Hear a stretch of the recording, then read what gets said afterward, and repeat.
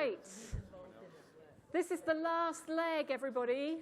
Well done for those of you that are still here.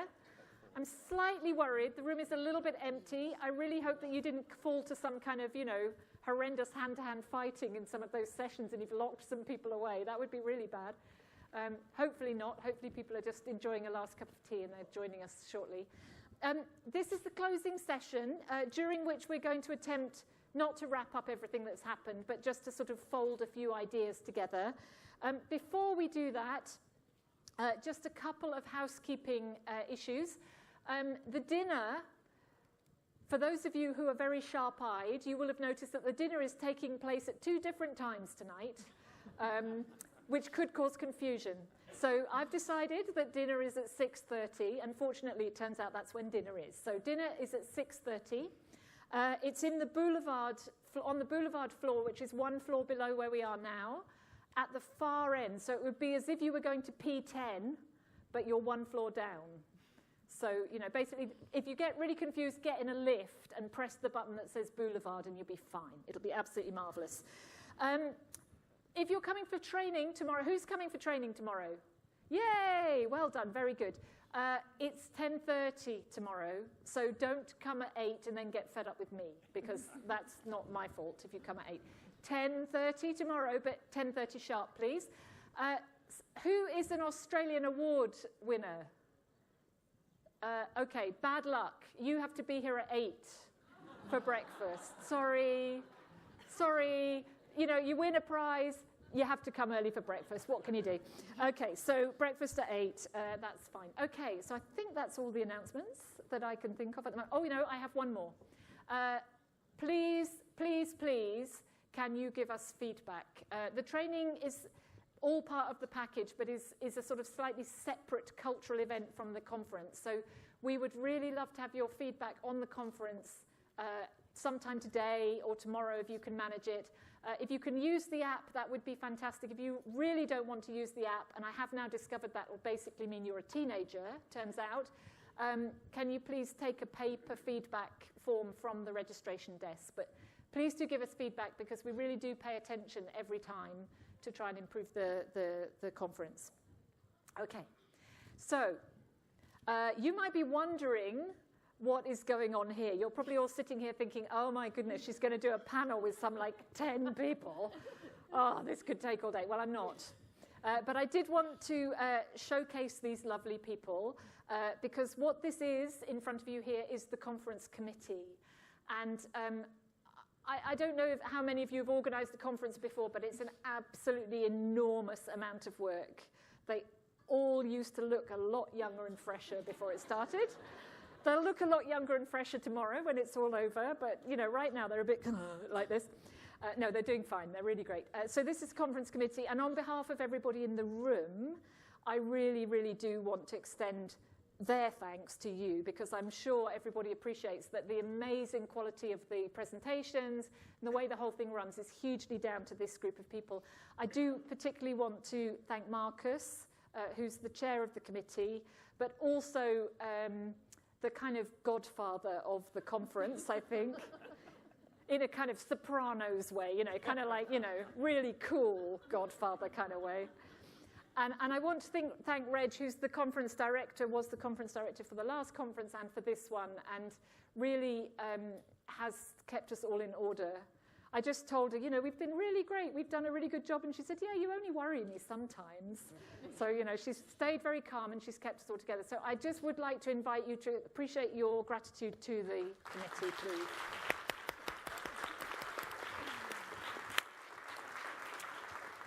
Okay. Right, so that's a lot of thank you. So now I'm just going to ask 2 or 3 of these people who thought about how to put the programme together to just reflect on a couple of ideas that we felt were very important for this conference. And one of the ideas that we felt was very central to the conversation was about gender and inclusivity. So I'm just going to ask Juliet perhaps to reflect a little bit on what you've heard and where are we, after this conference? How do you feel? Okay, so thank you, Barbara. And I guess the first point to make is that we've talked about gender throughout the conference. It started right at the beginning when Minister Concetta spoke about her belief that if I empower a woman, I empower her family, and I empower her community. And I think that's a great starting point for speaking about gender equality. But what's been most important is seeing the shifts in the conversations. For those of us who've been to multiple Wash Futures conferences and have seen the changes, I think for me, 3 of the key changes in the conversation about gender and about women's roles was one about women as champions and leading change. A second one, that there's just more nuance and sophistication to the way we're talking about the whole topic of gender equality. And a third one, which is about the role of men, which sometimes gets backgrounded, but really actually should be at the fore if we're talking about shifting gender dynamics. So on the first of those, on champions driving change, we heard from Param Iwar from India yesterday amongst that panel presentation. I don't know if anyone took in the stats of what he said. He said there were women's self-help groups that built 150,000 latrines in 25 days. And I wrote that down knowing I might be speaking to this topic today. But it's phenomenal. That is a huge achievement, and I think it comes to the heart of that it's often women that have a lot of intrinsic motivation to do something about sanitation. So in other sessions, there's also been presentations about women in sports and championing and coming from a different entry point, and the valuing of women's kind of inherent knowledge and understanding of WASH in terms of seeing it as an expertise that's part of their normal lives. And a whole session that was devoted to talking about women's role in WASH enterprises. That's the first time that that's been a part of the conversation. It's definitely just the beginning of a conversation, and I think I might use that to segue to the second issue, which is about nuance and sophistication. So when we're talking about women playing roles in WASH enterprises, the session that talked about that is really about how are we thinking about that question. First of all, are we thinking about it from an instrumentalist approach, that we want women to be playing roles because we want to get to better WASH outcomes? Or are we thinking about those actual women and their lived realities, and is it going to make their life better or worse to be playing that role? And in that session, some of the risks of empowering women and economic empowerment in particular came to the fore, and questions of risks of increased violence. So it starts to point to how carefully and sensitively we need to work on these issues. A second area of nuance was that we were speaking not just about women and men. In the session earlier today on equity, we were talking also about sexual and gender minorities, and that we need to be having conversations inclusive of many different groups, not just women and men. A third area of nuance, the MHM, menstrual hygiene management conversation, just deepening step by step as more and more research emerges from different country contexts about cultural taboos, about actual levels of knowledge and how low those levels of knowledge might be, about what different strategies are being used to address it, and even the question of whose place is it to be talking about these issues, which then leads us to the third area, which is the role of men. So should men, and when should men be talking about addressing menstrual hygiene issues, and in what way? What is the role of men in creating more space for women to play leadership roles? And presentations which really pointed to the need for advocacy roles by males to create that space for women. Another point regarding men was in a session on hygiene promotion, and a recognition that we sometimes start to assume that we should direct hygiene promotion messages targeted to women who as caregiver. So that's obviously a stereotype. What about the men who we hope either now or in the future are going to be playing caregiving roles? So a shift in the conversation, both in terms of champions, in terms of nuance, and in terms of the role of men. They're some of the themes that have come through this conference. Fantastic. No, that's really exciting. It's really nice to hear you talking about kind of progression. I mean, I think for the organisers of the conference, but also for the sector as a whole. I think that's really, really encouraging. Thanks, Juliet. So Marcus, since you're obviously very keen to get people together, You seem to have forced us to get together for quite a few years now, but I'm assuming that that's partly because you understand the value of conversation and collaboration. So I just wonder if you had a few thoughts on the sort of how we've been talking about collaboration in this conference, which has collaboration in its tagline, of course. It does, and collaboration being the sort of, I guess, the overarching theme, universal wash. But perhaps following on from what Juliet just mentioned, I did think that the types of conversations this time were a lot more interesting and nuanced, and it's part of, I guess, the maturity of the conference itself, the sector, but also, it's probably also a global issue. Certainly the high value of collaboration is recognised, I think, in the range of presentations and discussions that we've had at Wash Futures. And some of it, for me, was really highlighted, I think, in the panel on Wash at Scale. I mean, the examples from India, Cambodia, Indonesia, while different, were also very similar. I think the attitudes of governments, while again having different approaches, different systems, also were following similar pathways. It also illustrated, I guess, that as well as talking about collaboration, we've actually got some opportunities. We've got some opportunities now that governments recognise the need for it, as do civil society, private sector and any other actors. And in all three of those countries, I know I've been quite impressed by the use of IT now, how the provinces actually can dial in once a month and have discussions, or even at the state level, the different areas can dial in. And I know in Vietnam there's a wall of communication IT where district heads and others can talk to the centre. So there are a lot of solutions in terms of how to improve that collaboration. There was, going through the notes, there was certainly a lot of recognition that human resource is actually really important for that collaboration to ensure the technical and social communication of ideas, reflecting the gender dynamics that Juliet was just talking about. There was also, I think, a really better understanding of collaboration at government level.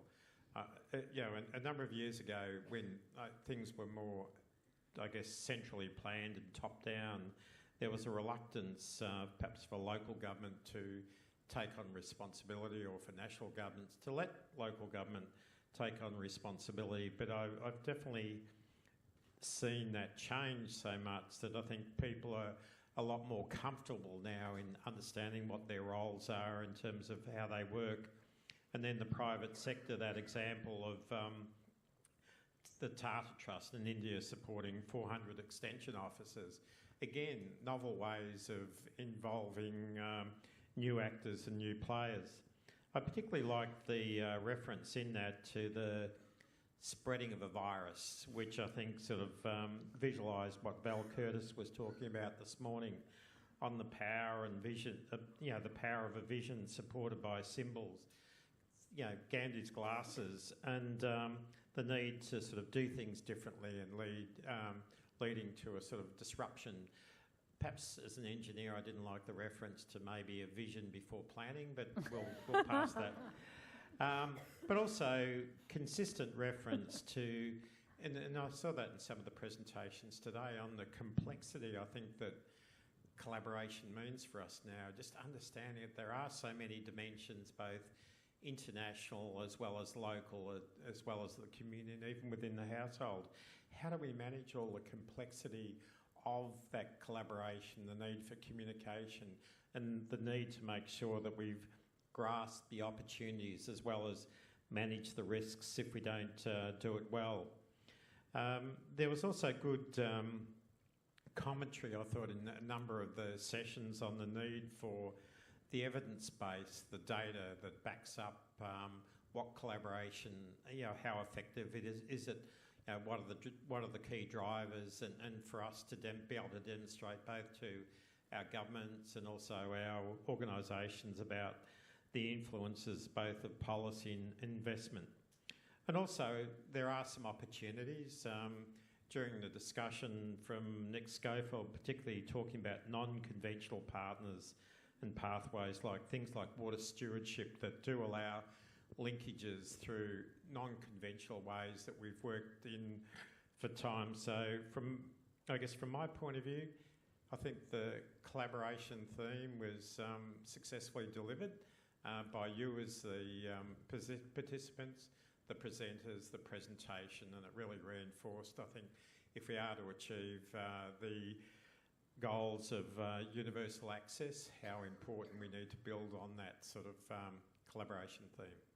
Great, thanks, Marcus. And by complete chance, that segues nicely to my final question to the committee, which is about universality and scale. So just any thoughts that you have, Paul, on what did you hear? What do you think? What are we saying about going to scale?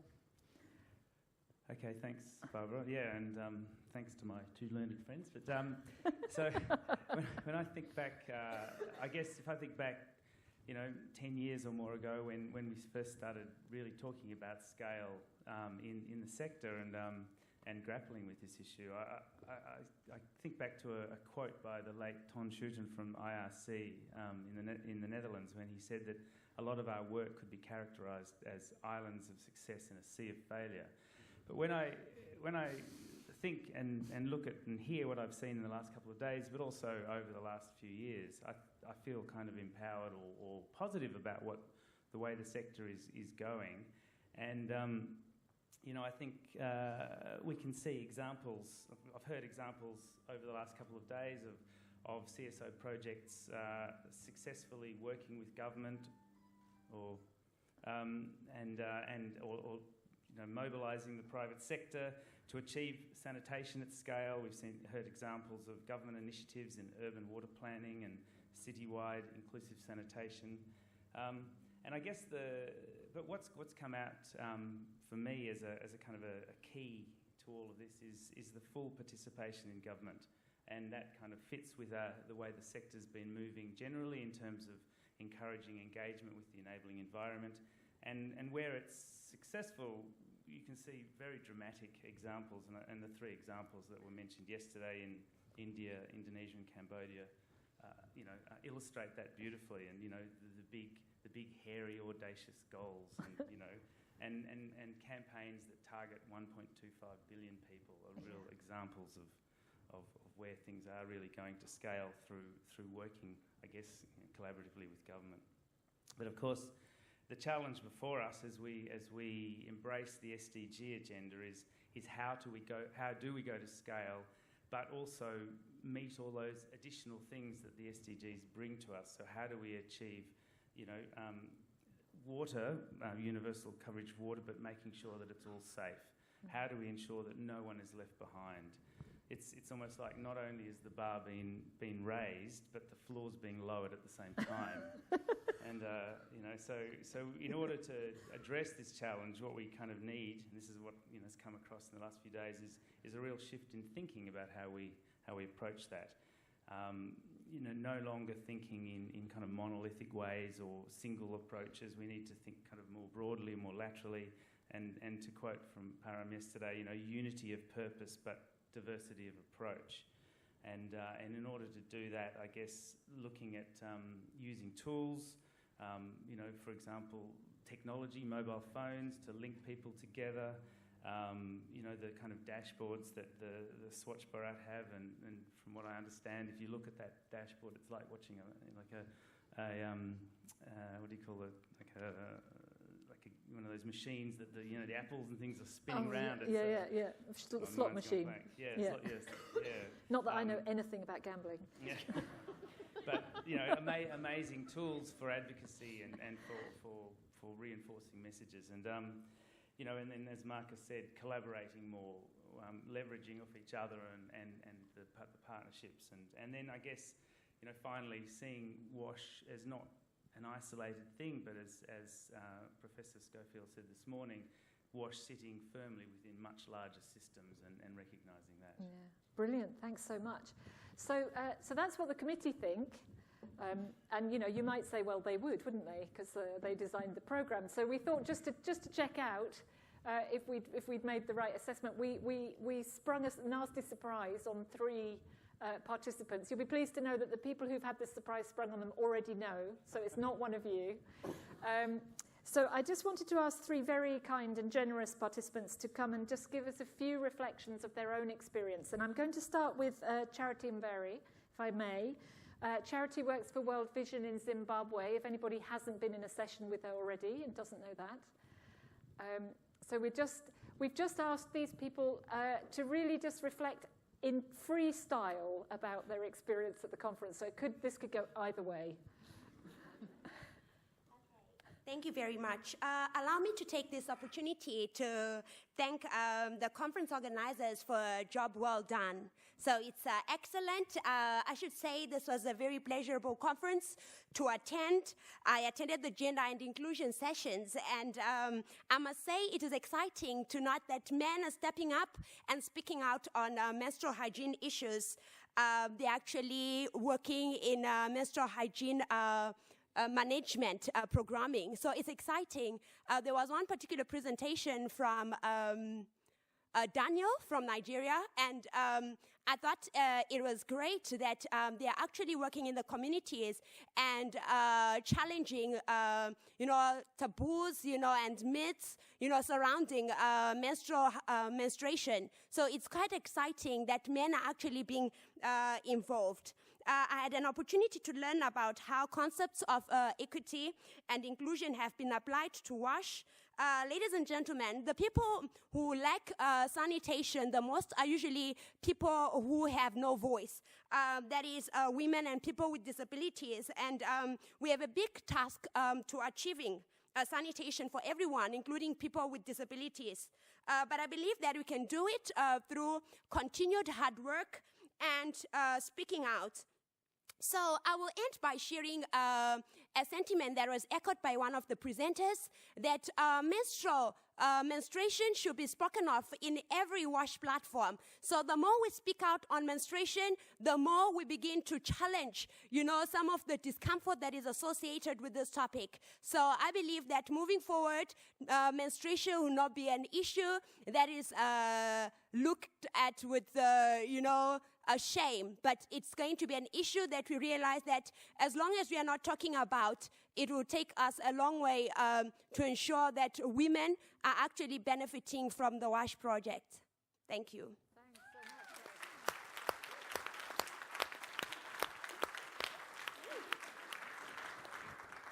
much. I'm going to say these people would like you to run for president. Thanks so much. So next, very kindly, we'll hear from Safa Al-Dirawi, who's from Palestine. Safa is studying with IWC, if you want to stumble up the steps. Thanks so much. Or don't stumble up the steps, I mean to say.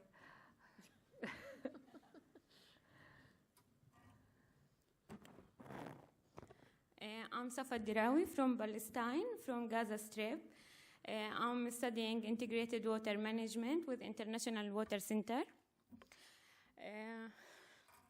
I would like to say this conference was a great opportunity for me to meet a lot of expertise and exposed to several ideas and studies. I'm doing my thesis now, and it's about social behavior change to reducing water in indigenous community. So I used to be engineer working with numbers, so it's my first time to be in this field. So I have been in all sessions related to behavior change, and all amazing presentation and morning keynote really inspired me and made me think in different way, have different views in my mind about this approach. Another point I want to talk about, I'm from community where there is no opportunity for women to talk about their personal issues.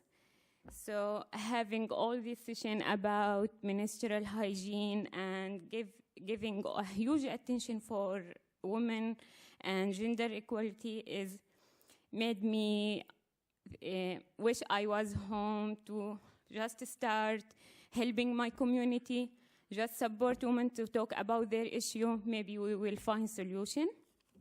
So I'm grateful for DFAT for giving me this opportunity to be here. And I would like to thank you all and thank International WaterCentre.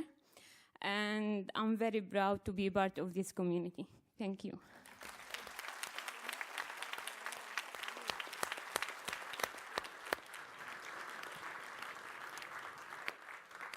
Thanks very much, Safa. And I'm going to book you now for 4 years from now. You can come and be the at-scale panelist for the Palestine Authority. Is that okay? That would be very nice. We'd appreciate that. Okay. Now, I haven't seen Ambrose. I don't know if, is he there? Oh, there he is. Oh, he was hiding, sorry. Ambrose Malafose from the Solomon Islands has very kindly agreed to be our third guinea pig.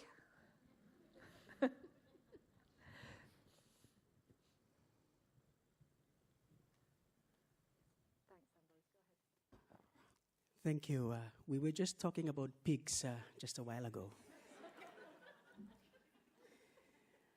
Allow me in your presence to acknowledge the invitation that was sent to me through Mamita, my counterpart in UNICEF in the Solomon Islands, to be part of the Global WASH family.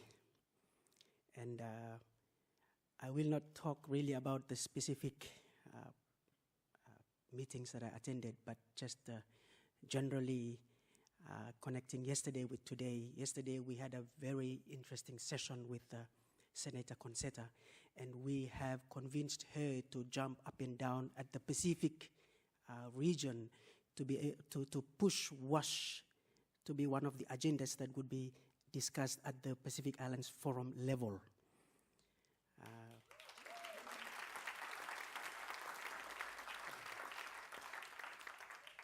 So we were trying to play diplomacy at that stage.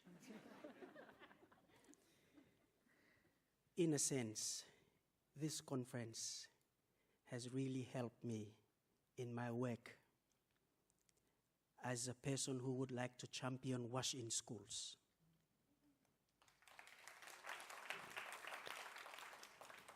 We, in the past, in the context of the Solomon Islands, have divorced education and health a lot. And now we have realized that it's a cross-cutting business. When you talk about school, you talk about a child. A child has to eat, a child has to go to the toilet, a child has to wash his hands or her hands. So this is a space that I have gathered a way of collaborating and a way of discussing and a way of sharing lessons and international practices from the different sessions that I have attended, and as well as the discussions on the corridors. So really this is empowering, really this is an eye-opener, and what we are going to do now is basically to translate all these ideas, all these practices into something that is contextual and that is specific to the context of the Solomon Islands, especially in the schools. Thank you very much.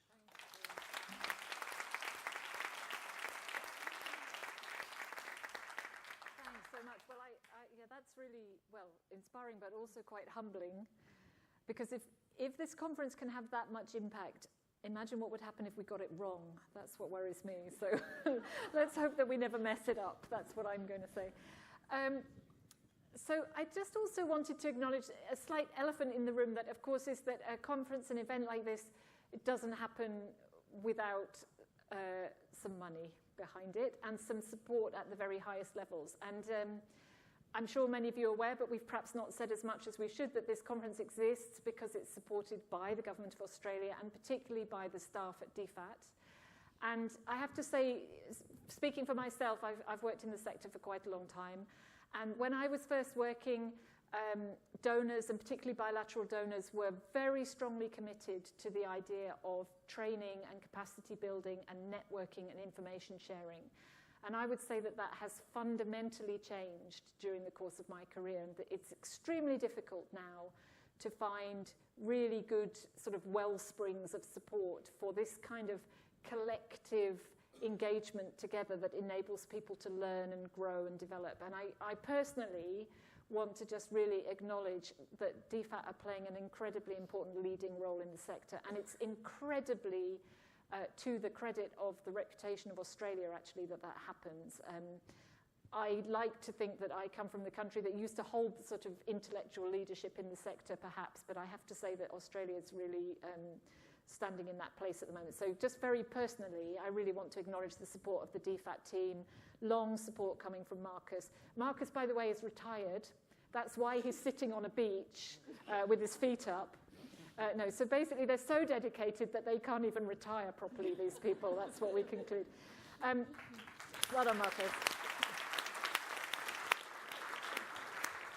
So perhaps the nicest final task I have to do, unless something goes really wrong between now and the end of the session, is to hand the baton over to Rachel Jolly from DFAT, who's really our sort of desk officer, our point of contact, and the person who's there slaying the dragons for us. So I'm going to give Rachel the floor.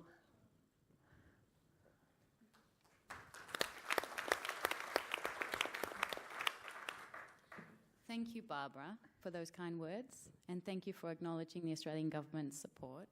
I don't really have anything to add to all the wonderful words that have been said from people here on the stage and for those great words from people down there on the floor, but I do have the important role of thanking everybody who has made this conference a success. As Barbara has alluded to, it takes a village to put together a successful conference like this, and now's the time to acknowledge all those people that you may have seen buzzing around who've contributed to today and yesterday. So firstly, I'd like to thank the committee and the International WaterCentre staff who've worked so hard to make this conference happen, so thank you.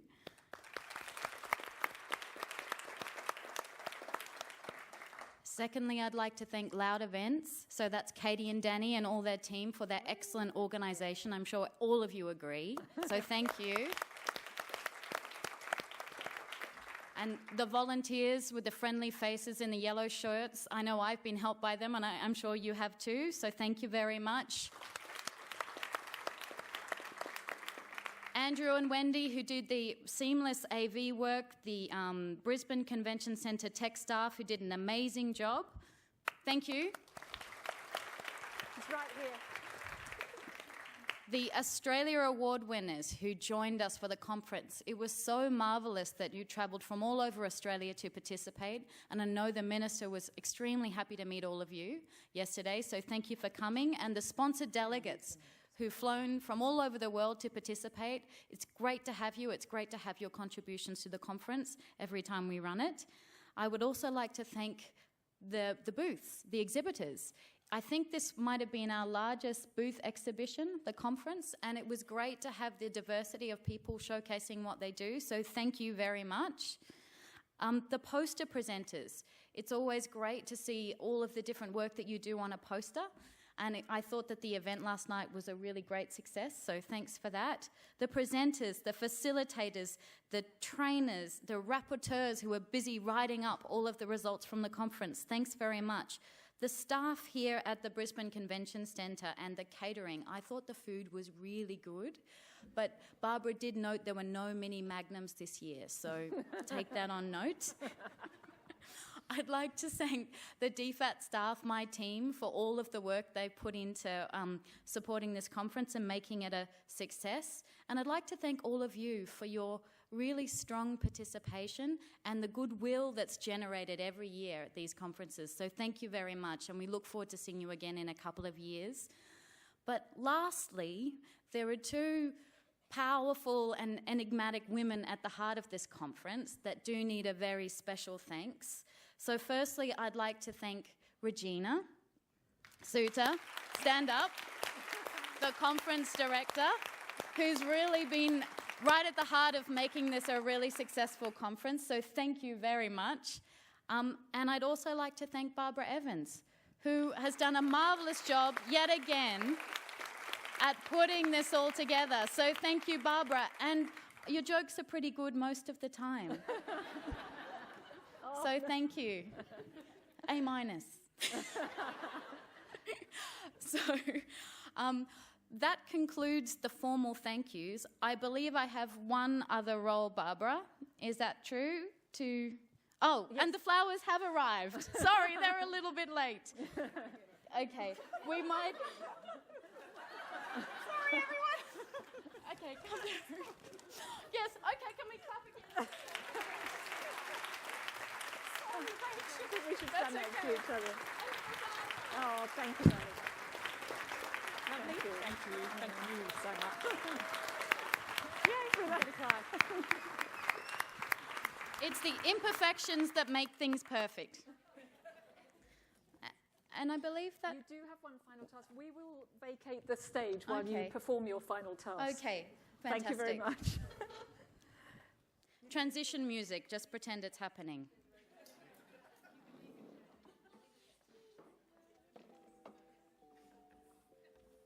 Oh, there we go, thank you.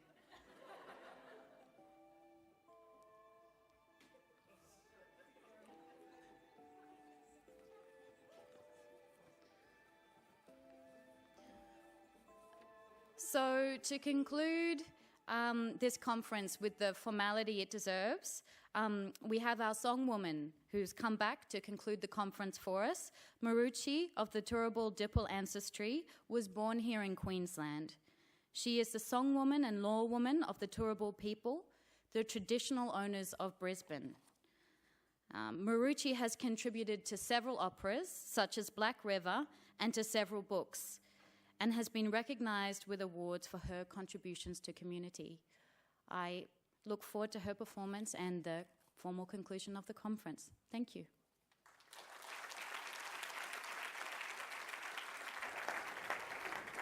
Garinanami jujumobironu Garinanami Garinanami jujumobironu Garinanami jujumobironu Garinanami jujumobironu Ngayan man marangai Ngayan man marangai jagungun nayungum Ngayan man marangai jagungun nayungum Ngayan man marangai jagungun nayungum Garinanami Garinanami jujumobironu Garinanami jujumobironu.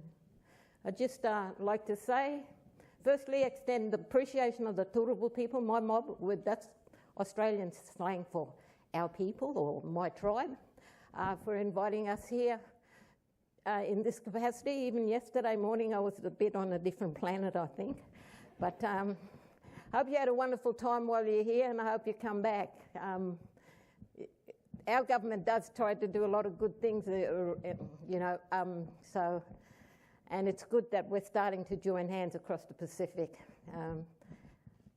There has, Queensland has a particular history where Pacific people were brought here back in the 1800s, but it's good that now we are sort of making, joining hands, because I think we're very, very lucky living in this corner of the globe. Don't tell the rest, though. When you go home, just I hope you have a good time while you're here. With regard to Brisbane alone, our name for Brisbane is Mianjin. That means place of the blue water lily. So that song I was singing, that's traditional songs you sing when you go in to do a performance, and you sing it on the way out. But before I go, because Queensland is known as the Sunshine State of Australia, I shall sing the sunrise song from my grandmother's country, which isn't here. It's out in central South Queensland. It's called Jabban Jabban.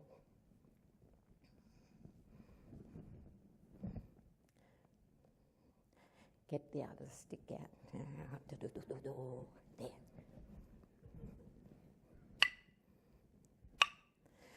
Jabban Jabban Kiruka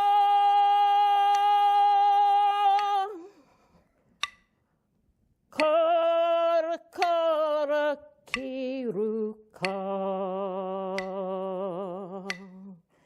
Jobin, jobin, kiruka. Jobin, jobin, kiruka. Kora, kora, kiruka. Jobin, jobin, kiruka.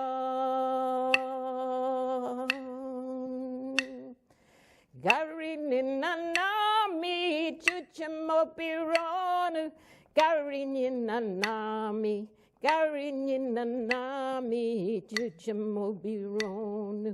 Garinanami, chuchamopironu.